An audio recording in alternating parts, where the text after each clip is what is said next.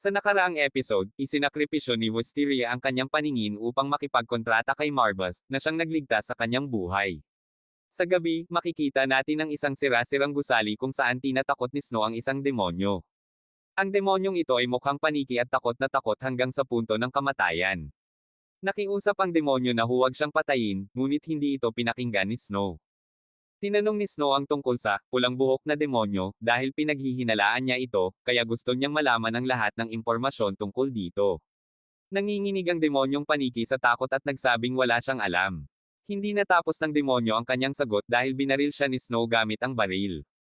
Dahil dito, nagsisigaw ang demonyo sa sakit at naglaho na parang tubig. Nagsisisi si Snow na hindi niya ito nahuli, ngunit nagpasya siyang hindi magpapatawad sa susunod na pagkakataon. Nagpalit ang eksena sa pagdating ni Marbas at Wisteria sa isang lumang bahay. Dahil bulag na si Wisteria, patuloy siyang natitisod at nababangga sa mga bagay. Pinaupo siya ni Marbas sa isang upuang kahoy. Nagulat si Wisteria nang malaman niyang may bahay pala si Marbas, kaya ipinaliwanag nito na nakuha niya ang bahay sa mga tao sa pamamagitan ng kontrata. Ngunit marumi ang bahay at kailangan itong linisin.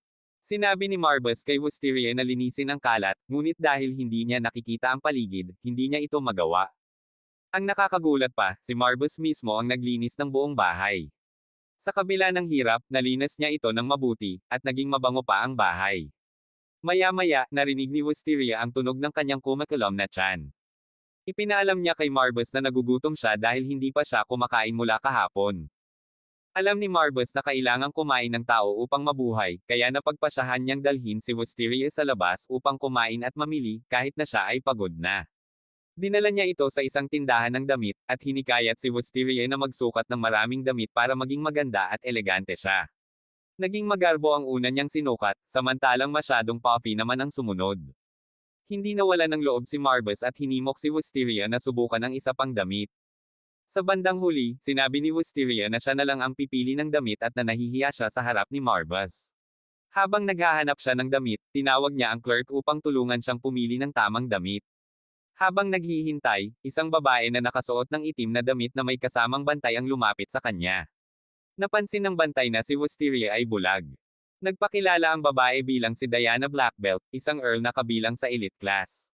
Sa kabila ng mga paghihirap ni Wisteria, naging mabait at magalang si Diana. Tinanong niya kung bakit naroon si Wisteria at nag-alala siya para sa kanyang kaligtasan. Sinabi ni Wisteria na hindi siya nag-iisa at may kasama siyang parating.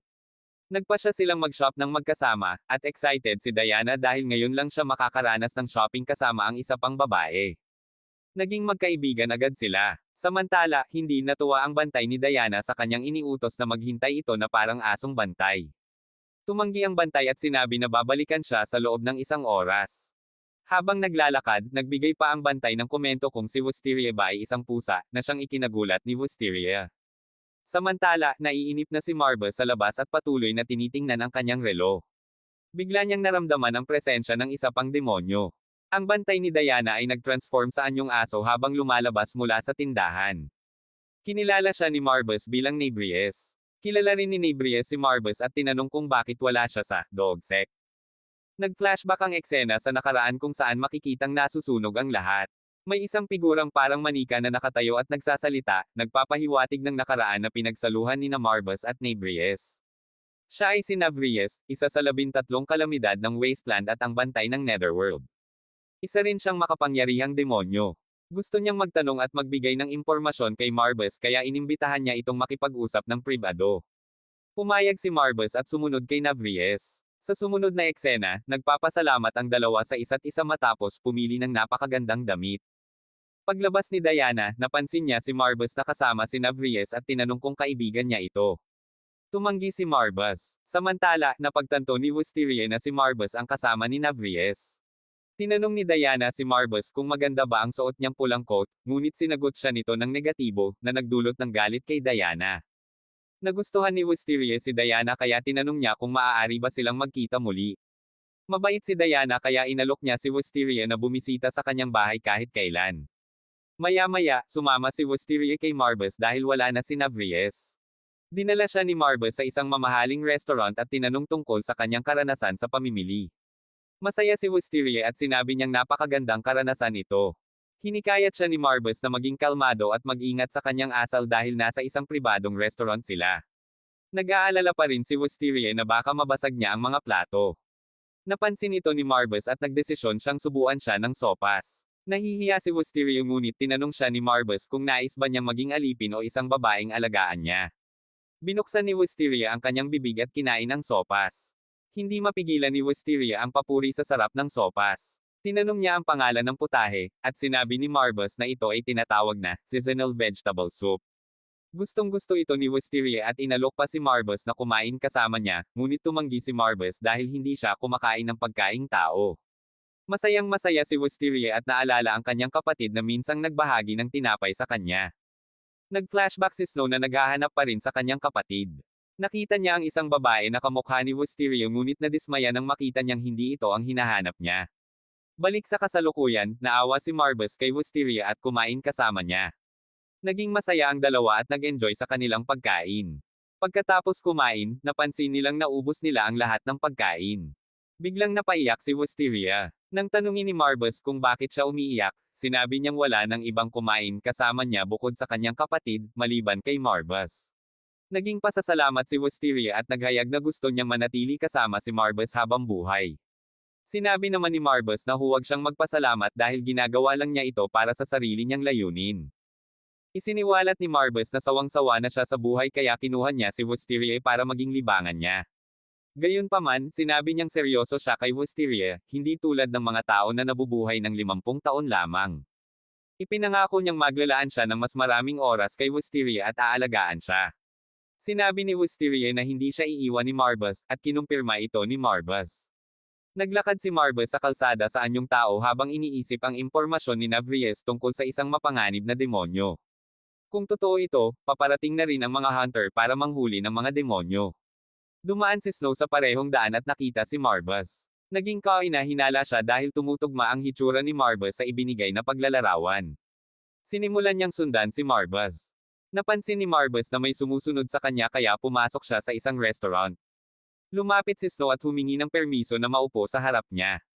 Sa ilalim ng mesa, tinutukan ni Snow ng baril si Marbus. Sinabi ni Snow na siya ang kapatid ni Wisteria at gusto niyang makita ito. Tinanong niya kung anong relasyon ni Marbus kay Wisteria, ngunit nanatiling tahimik si Marbus at nakikinig lang. Nagbigay si Snow ng babala na babawiin niya si Wisteria dahil walang demonyong tumutulong ng walang dahilan. Nagbigay pa ng tsaa ang waiter kay Snow, ngunit hindi niya ito in order. Biglang nag-transform si Marbus sa anyong demonyo at sinabing si Wisteria ang dahilan kung bakit nawala ang kanyang pagkabagot. Ikinulong niya ang kamay ni Snow gamit ang kanyang pulang buhok para hindi ito makabaril. Inanyayahan ni Marbus si Snow na pumunta sa silangang bahagi ng kagubatan kung saan sila maaaring magkita ni Wisteria. Alam ni Marbus na magiging masaya ang eksenang ito para sa kanya.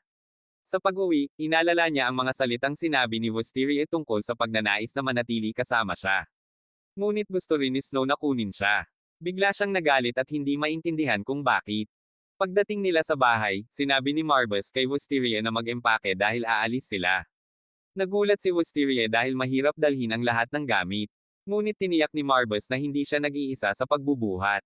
Lumabas sila at nakita ni Snow si Wisteria, masayang-masaya siyang makita ito. Ngunit nagbanta siya na papatayin si Marbus kung gagawa siya ng masama. Tinanong ni Snow kung saan sila pupunta. Sinabi ni Wisteria na gusto niyang makita ang mundo. Sinabi ni Snow na hindi niya pahihintulutan ang kapatid niyang sumama sa isang demonyo. Binaril ni Snow si Marbus ngunit walang epekto ang mga bala dahil napakalakas ni Marbus. Masaya rin si Wisteria na hindi nasasaktan si Marbus ng mga bala. Sinabi ni Snow na dapat ay masaya siya sa pagkikita nila at huwag nang isipin pa si Marbus. Ngunit sumagot si Wisteria na masaya siya kasama si Marbus kaya hindi niya ito maaaring saktan dahil marami itong naitulong sa kanya. Nagbabala rin siya kay Marbus na huwag saktan ang kanyang kapatid, kung hindi ay hindi niya ito mapapatawad. Bagamat walang balak si Marbus na saktan si Snow, iniisip pa rin ni Snow na naloko siya ng demonyo kaya gusto niyang patayin si Marbus. Ibinunyag ni Marbus ang kasunduan nila ni Wisteria, ibinigay ni Wisteria ang kanyang mga mata kay Marbus upang manatili ito sa kanyang tabi. Dahil dito, galit na galit si Snow dahil mayroon siyang mahigpit na utos na patayin ang mga demonyo, at kapag ang tao ay nakipag-ugnayan sa mga demonyo, itinuturing din silang kriminal. Kaya't nagpasya siyang patayin si Marbus. Muling itinutok ni Snow ang baril at sunod-sunod na pinaputokan si Marbas, ngunit napoprotektahan siya ng kanyang pulang buhok. Dahil sa galit, sinunggaban ni Marbas ang baril gamit ang kanyang buhok at inihagis ito. Ngunit tuloy pa rin si Snow sa pamamaril gamit ang kanyang pistol. Sinangga ni Marbas ang asul na bala gamit ang kanyang buhok at tumakbo papunta sa kagubatan. Nagtago si Snow sa likod ng puno habang nag-iisip ng plano dahil walang epekto ang bala. Nais niyang gamitin ang Part Knocker, isang sandata na kayang pumatay ng demonyo, ngunit kailangan niya itong gamitin ng maayos. Tumakbo siya sa harap ni Marbas upang galitin ito. Sa galit ni Marbas, ginamit niya ang kanyang daliri upang lumikha ng apoy at sinunog ang kagubatan. Ngunit naging maingat si Snow at biglang ibinuhos ang isang bote ng banal na tubig kay Marbas. Nagsimulang masunog si Marbas at hindi makaganti ng atake. Nang mawala ang usok, biglang lumitaw si Snow at binaril si Marbas.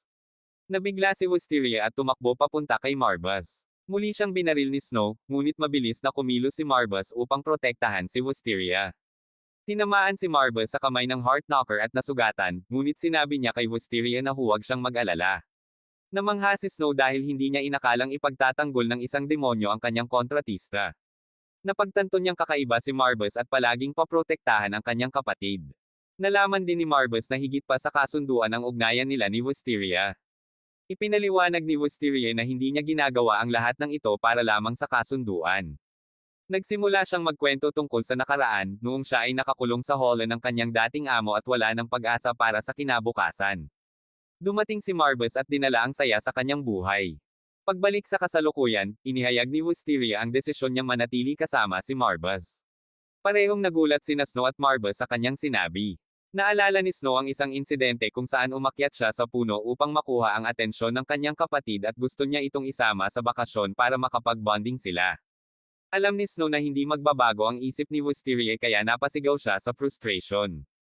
Nagpaalam si Snow sa kanila ngunit nagbigay pa ng babala kay Marbas na huwag sasaktan si Wisteria.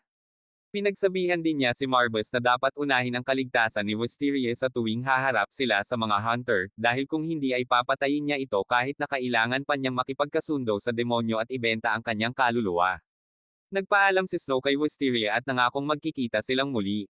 Umalis na rin si Marbas dahil hindi naligtas ang lugar para sa kanila. Inisip ni Marbas na magiging interesante ang relasyon nila ni Snow at Wisteria. Natagpuan ni Marbas ang kanyang bagong libangan at natapos ang kanyang pagkabagot. Dito nagtatapos ang ikalawang episode ng The Tale of Outcast.